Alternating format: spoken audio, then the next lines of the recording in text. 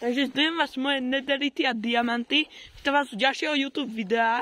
A teraz som tu na ihrisu, tam je plot a tu je lavica a tam je tá taká plošina betónová.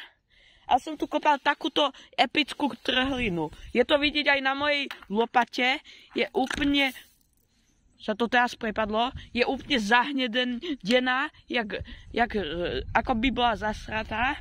A tu sa to prepadlo už. A som tu spravil takúto mega trhlinu. A dôvod, prečo to natáčam je, že chcem zachytiť na YouTubeovom videu, ako to tu zasypem túto masívnu dieru. Lebo tu je takáto masívna diera. Ešte vám ukážem stupne tejto diery. Že prvý stupeň je taká štrková pokrýva suchým štrkom. To je tu. Keď toto odkopeme, tak je tu taká hlinená plocha. A niektorí z vás si možno myslia, že toto je to dno, ale nie, to je možno iba trik, lebo pod touto hlinovou vrstvou je potom ešte samý štrk, ako vidíte. A pod tým je tu naozajstné dno, ktoré som samozrejme vykopal. Tu je to dno. A pod to dno možno môžete kopať, ale to si budete musieť zobrať krompač.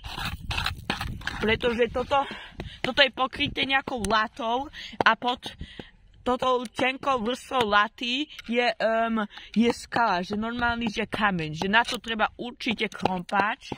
Takže toto je to ozajstné dno. A tak. A teraz ideme na zábavu, to tu ideme celé zakopať, takže zábava začína. To ideme takto zakopať. Aj tu je jedna kopa, tak rovno tu takto dám.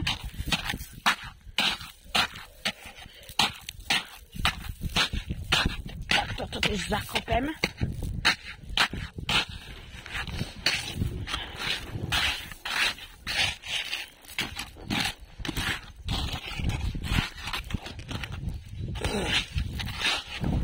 Takže takto vyzerá ako tá prepadlinová diera.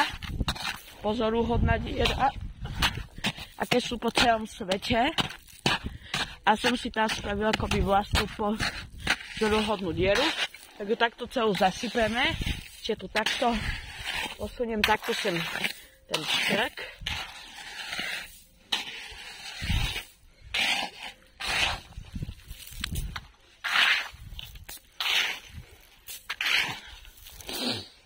A už je to skoro zasypané. Ešte som sa zabudol postaviť, aby bola vidieť celá. Tak to vyzerá celá. Akurát... Počkajte.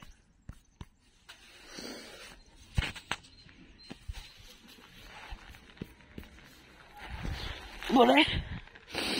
No takto vyzerá ona. A teraz ju ešte idem zakopávať.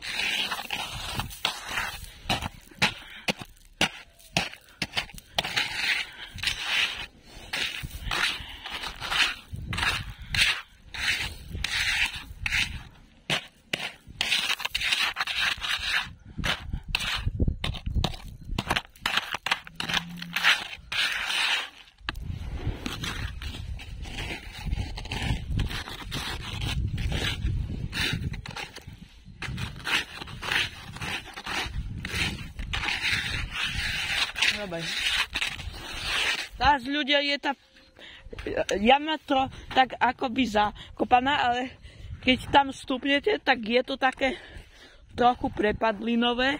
Takže tak a zatiaľ čaute.